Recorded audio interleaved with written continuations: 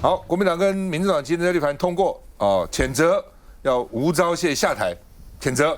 这是这国会谴责，叫一个部会首长下来，这很严重的事。不过我不知道他们是不是脸皮厚就算。照理讲，如果在英国、美国、欧洲的国会，甚至在日本国会，这是很严重的事情了。国安会说呢，你们叫我下台是提供中共可乘之机。中共已经在他旁边已经站很久了，叫我走，就在吴钊燮的办公室里。到时候主委刚好缺的，中共就趁机就渗透来了哦。那另外呢，国安会说表示很遗憾，说你们在野党停止内耗，你们搞什么鬼啊？干嘛叫我们辞职？那另外呢，现在解放军军演慢慢有更多的细节出来了，说这是创纪录，晋升锁台，迈向实战预演。就因为这是实弹演习嘛，就可能是大家不要笑，这不是假的，不是只是模拟，是真的，随时就可能真的打起来了。所以说实战的预演，就台湾因为真的是神经很大条了，股市还涨什么？照理讲就它越来越锁，像裴洛西那时候已经过中线了嘛，对，过中线就变成一个常态的，就所谓的新常态 （new normal）。它现在越靠近，它下次演习绝对不会更远嘛，它一次越来越近。光2025就演习了3次4次，反应时间越少，对不对？而且他临时宣布就干了所以呢反应时间也少，又是实弹，又离你越来越近，离那个恒春只有9海里啊，还是7海里那么近了所以呢有可能有军事来讲，他就引诱你擦枪走火，看你会不会擦枪走火，哪个兵忍不住了，给他找到理由了所以呢说大家不要太小看了，说这好像没什么那另外呢，大家在等美国表态美国不表态川普还说习近平没打算告诉我，不会过去20年有比这更严重的、更这个紧张的这个演习不会那美国终于由他的副国务卿、副发言人说，停止对台湾施压，北京要保持克制，停止对台湾的军事施压。应该有意义的对话，两边要对话了对话总比演习好嘛那洛克希德马克叫洛马得到3亿美金对台湾的合约五角大厦说要满足台湾空军紧急作战的需求，到底卖了什么3亿美金说是呢，因为美国要卖我们 F-16V 买了66架嘛，到现在1架还没出来，说上礼拜有一架在试飞了，给他这个所谓军团夹舱就是说呢，可以老共歼20等等是逆中的战斗机，逆中你就找不到那个形状怪怪，有反雷达等等，它这个时候可以侦测到你要逆中我就把你追踪到所以呢 F-16V 将来会装这个东西那另外呢，老共那个地方呢，2026的四川舰很可怕，4万吨这个吨数非常大，而且你看它跟航空母舰很像的，它上面还停了飞机说还可以让这个战斗机也可以这个在那边电子弹射起来而且呢可以变成无人机的航空母舰，无人机航母。你看这个看起来这个不是只有航空母舰了歼35也是隐身的战机，空警600预警机都可以在甲板上起飞降落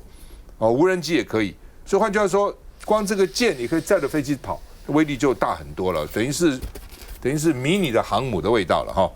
那赖清德，我们刚刚讲习近平元旦讲话，赖清德也讲话，对中国说要正视中华民国存在的事实，我们乐意跟大陆对等尊严交流那另外呢，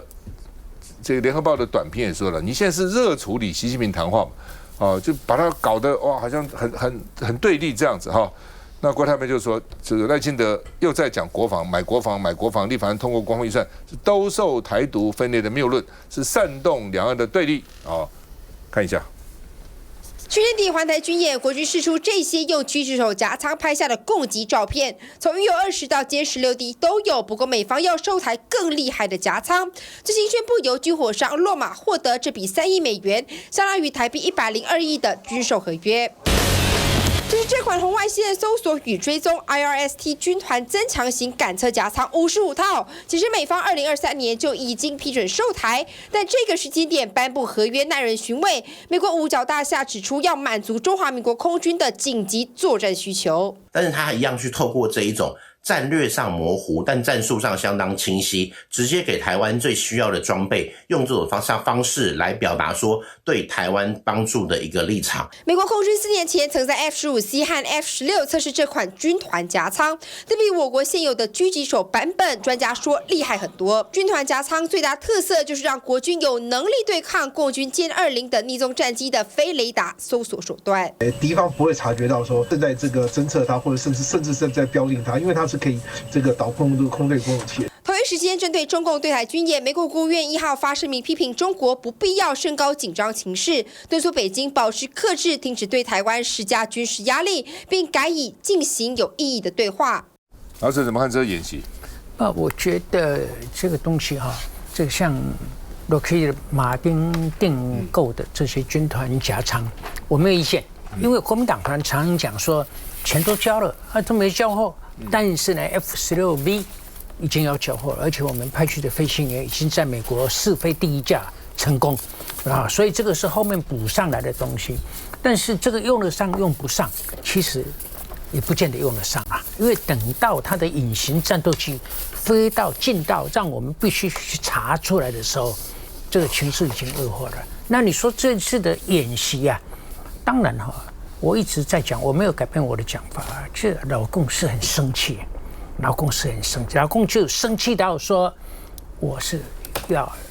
表演大大的表演给老美看老美看在心里，装作没有看见，其实他是知道的所以他现在派一个副发言人，那个副发言人的地位还没有你高嘞，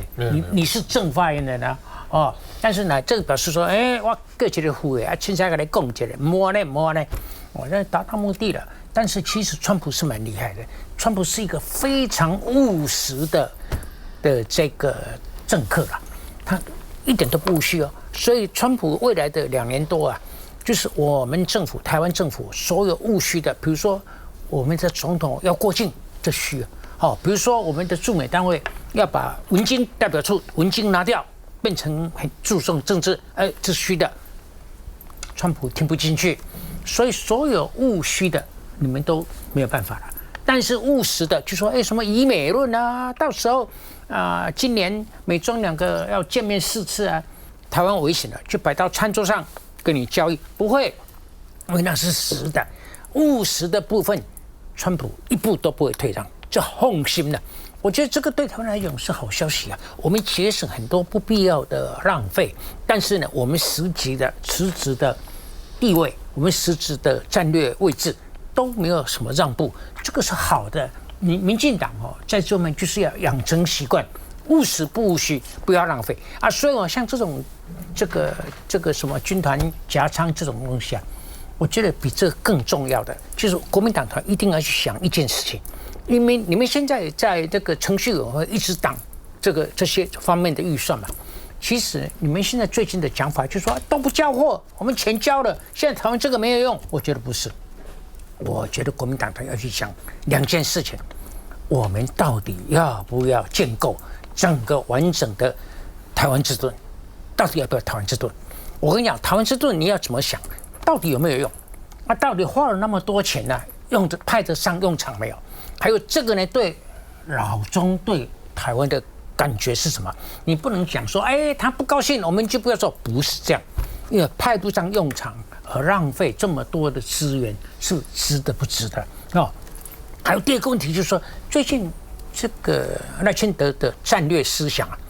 比我落后20年了。我20年前一直在讲豪猪或者就是要吓他，让他不敢吞。现在赖清德20年后竟然讲同样的事情，台湾是不是要做豪猪？我非常反对做豪猪。你看，做豪猪是最没有骨气的事情。他咬你，你完蛋了；他不咬你，你浪费了。为什么要不争气呢？为什么要这么不争气呢？国民党要从这个角度然后在程序委员会放行，好好辩论。我觉得现在国民党要订立一个大原则，就说他这个违宪的政府，到底我们要不要理他？如果你的一口咬定他是违宪，什么都不理，可以。如果你说，现在到底违宪不违宪，公说公有理，婆说婆有理 ，50-50， 那还可以处理的话，我觉得程序委员会就要想清楚，放行，但是好好辩论。我觉得国民党团就这么重大的事情，没有一套能够说服国人的说辞，这个很重要啊。这个关键到2026跟2028的选举。老总，我比较关切的说，你20年以前主张豪猪，现在觉得不对了，不对在哪里？你当时为什么这样主张？你现在觉得当年到底为什么要笨？来讲一下你。怎么问这样不聪明的问题？当然，这为什么现在你不觉得现在跟20年前敌我相对的差距，还有国力现实的变化，你不觉得差很大吗？你不要管，我不觉得，你觉得怎么样嘛？然后告诉赖清德，你就讲，你现在讲的就是要让赖清德听的嘛？你说嘛？我那天是没有时间讲，我们来一个专题讨论。我跟你讲，你现在去做这个豪猪啊，你就是已经没播啊嘛，没播最后的一步。所以呢，你花很多全身的力气、很多的资源去做这些针，针做针啊躲上来他如果判断错误吃你，他顶多喉咙要去看耳鼻喉科以外，你不死了吗？他如果很聪明，他不吃你。你躲在那边这样等他来他不来你不是浪费了吗？而且跟你台湾未来，我们过去一向的在台湾能够国际上站定脚步的，比如说我们有护国神山，我们有关键供应链的重要的一员。你如果过去就是豪猪，如果20年前我的豪猪理论行得通的话，台湾没有今天了。有做豪猪能够有 TSMC 吗？不会啊，对不对？所以呢，做豪猪是错的，就算20年前也是错的，那今天更是错的。好吧，老沈不管怎么样，他20年前他已经66岁，也不小了。然后那个时候呢，他现在承认那个时候是错的。但是呢，赖清德把你20年前的这个豪猪理论拿出来用，这个我讲，你当豪猪是没有办法，等着被吃嘛。你怎么能自己愿意去当豪猪？而且赖清德自己最近还讲他说我们要变成豪猪。老美是以前每天讲你当豪猪，你要说我当什么豪猪呢？他现在居然自己还说我们编1.25兆的任性上，我要变成豪猪，有自己要把自己当成豪猪的吗？但是没有办法，到最后不得已，所以好吧，你把我吞了吧。吞了以后呢，你可能会刺你自己一下，那你就被吞了。你要做这个豪猪吗？为什么要做豪猪呢？需要再回来。我们应该讲刺猬了。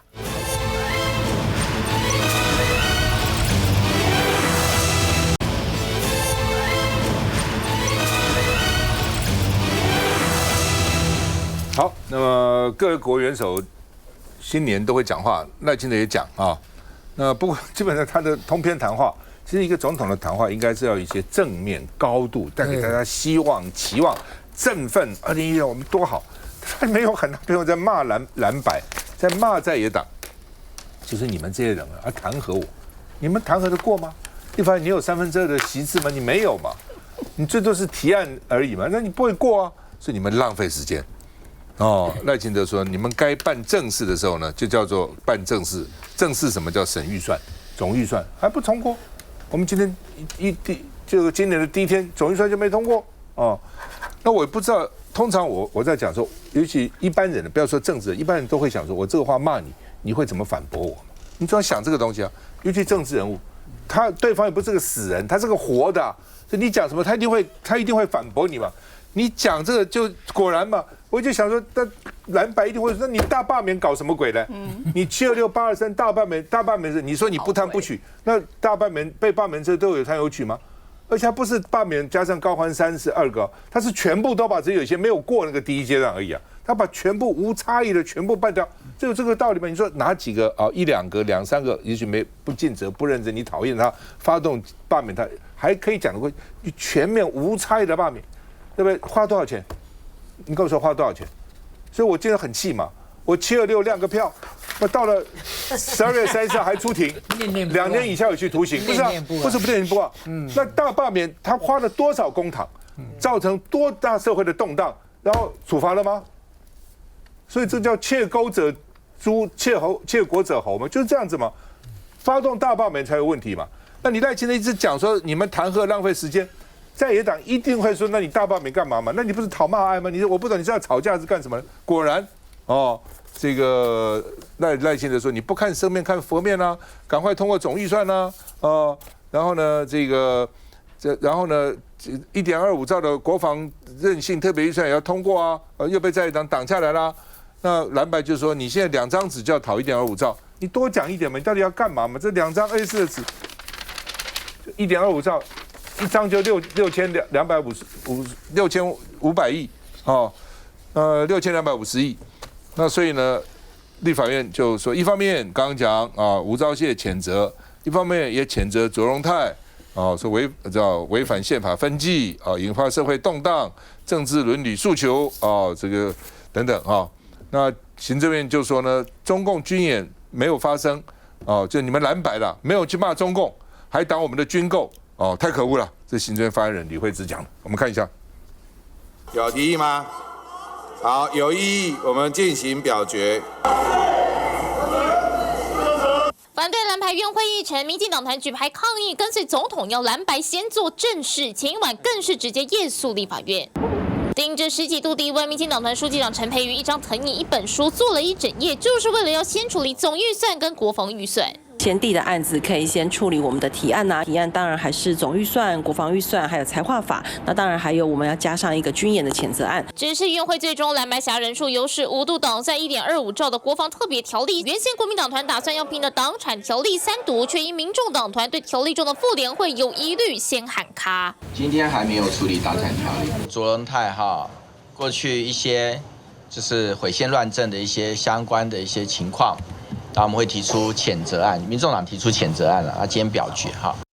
来，吴峥，刚刚大家前面有提到这个赖清德总统元旦谈话了，好像觉得说，怎么没有像南英姐有说，怎么没有讲我们台湾过去年多少进步？其实台湾过去年我们真的社会其实也是做了很多事情，像我们去年的 GDP 成长率破7，哇，这是非常了不起的成绩。那最近其实我个人觉得蛮感动的是看到台积电最新的2奈米厂在高雄已经正式开始量产了，因为我们知道现在全世界最先进、最尖端的半导体制程在台湾，台湾现在第一座启用的2奈米厂在高雄，所以其实我们看到说过去1年大家会担心说，台电会不会出走啊？我们会不会被掏空？其实没有嘛。你看去年是不是今天股市收盘，台电才又创历史新高，1585块。哇，去年4月大家恐慌的时候，台电得要780，哇，所以今天看起来几乎是翻倍。所以其实台湾的经济包含是持续在成长。那讲回来，这个因为当然是现在讨论到国防预算，这个已经卡关很久了，但我还是觉得说。当然，这个委员要监督，我们都尊重。你也觉得说现在资讯不够充分，其实都可以。但重点是第一个事情是，其实现在细项也有给嘛，对不对？就是包含例如说，美方这边有说，我们这次要卖的军购里面包含有60台 M109A7这个自走炮，80台海马斯。那我们国防部也有证实，确实是这样的内容没有错。那这是一个部分。那再来是，其实委员是审预算的专业嘛，其实案子进到国防委员会里面，包含你本委的委员来，其他委员会的委员也来。你国防委员会也没有限定你这个1个礼拜就要审完，你要审个3、4、5次，开联席委员会审查都可以嘛。所以其实这是一个考试，你要让国防部的官员进去，你好好拷问他，轮番上阵，我1轮质询、2轮质询、3轮质询，这样就可以大家把细项好好谈清楚嘛。但是你不让他往前走，那不进到委员会里面，反而没有审查的机会。那刚刚讲到这个说豪猪战略了，其实那我看法跟大佬不同了，因为。其实像以前赵大哥在讲说美国1971年的时候，基辛格、尼克森要这个联中制俄，哇，台湾我们好像被丢到一边。其实，在过去几十年中，台湾真的有几次有这样的时刻了，包含说1991年，美国让这个中国要融入世界经济体系，加入 WTO， 那台湾好像这个时候我们美中台之间我们被逼到一个角落，可是。美国过去是花了30年的时间，想要用这一套我帮中国经济发展起来，他当世界工厂，然后让中国民主化的方式来解决这个矛盾。但是现在美国也体验到说这个路线走不通嘛，所以就像我讲的说，中国现在确实是他把收复台湾当成国家统一大业一个必要的前提。那这个军购对我们来说，建构一个核主性的战力就是很必须嘛。例如说。像这次美国说要卖我们80台海马斯，我们现在有20几套，这样加起来就破100。那拿了这个海马斯以后呢，加上 ATACMS 这个陆军战术飞弹，那海马斯它就可以射成300公里的战术导弹，那它就有源头打击能力嘛。对不对？所以为什么我们要这个？因为我们让中国知道说，你可以对我们发起第一波的攻击，可是我们马上反制。那你的港口、你的机场、你的这些军事集合地被破坏以后，你没办法发起第2波。那如果你真的对我们采取军事行动，你有第1波没有第2波，那你一定也是失败。我们让他知道说，你不要轻易来犯，那就可以维持它的和平。所以我觉得这也是为什么赖清德总统会说，希望立法院赶快来审这笔预算因为对防御台湾来说确实很重要。战争如果走到那一步，绝对不是像这种轻描淡写玩在模拟游戏一样啊。我先讲啊，赖清德总统在跨年过完之后的新春谈话，那讲了这个说蓝白不办正事。那我们想问啊，如果说以赖清德总统这样的逻辑，说你们没有2/3啊，所以你们弹劾不会过啊，那你就为什么要弹劾呢？那如果说真的这样子说得通的话，那你行政院长提什么复议？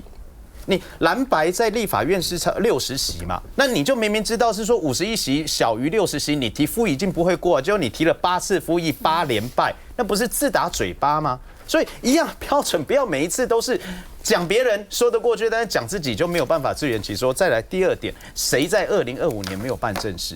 我常就讲是说，我们就用年度代表制来看那一年台湾民众认为说那一年政府或者是说全国上下在做什么事。2025年的年度代表制叫做罢，第二名叫做诈，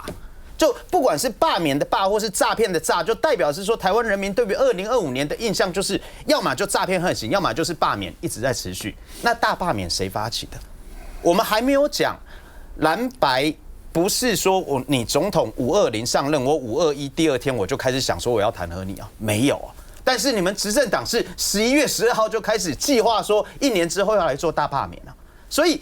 政治算计跟政治操作从头到尾是执政党在做，但现在已经告一段落，我们也想说2026年新年新希望啊，所以也不要讲是说你有你的立场，我有立场，但是我们就直接讲，那就依法行政，就这么简单。3读通过的法令执行，3读通过的预算审查执行，就这么简单啊。但没有想到现在是行政部门他不愿意3读通过的法令或是预算，他就可以直接搁置，要么不附属，要么不执行，所以才会让蓝白认为是说，如果说我们连3读通过的法令或是预算你都可以不执行的话，那这样子完全没有监督制衡的能力啊。再者，今天讲说是什么总预算不通过的这个第一天啊，我们也要讲啊。如果说依照行政院可以依照3读通过法令来执行的话，今天是帮全国官兵弟兄加薪的第一天啊，为什么你不执行呢？那最后一直在讲说这个什么特别预算军购的部分啊，发言人只有讲一部分啊。美国秀出来的那一些军事武器的细项只有3000多亿啊。如果说你要讨论那3000多亿可以，但是你开了1.25兆5倍的预算空白支票，那我请教剩下的9000多亿要买什么？没有人讲得清楚。这才是重点啊！就是说，当我们想要问你是说你1.25兆到底你的涵盖范围是什么？你现在跟我讲说美国秀出来3000多亿，那你剩下9000多亿呢？所以我也讲过说，如果说真的有要编列军购的部分，其实可以编在每年的国防部的本预算里面，我们来依照本预算好好审查。所以2个部分，总预算你只要能够依法执行的话，我们一定即刻审查，这个没有问题。而特别预算你要讲清楚到底要购买什么样的武器以及范围的话，我们也可以审查。但2个都说明不清楚，很抱歉，我们没有办法放水。休息一下再回来。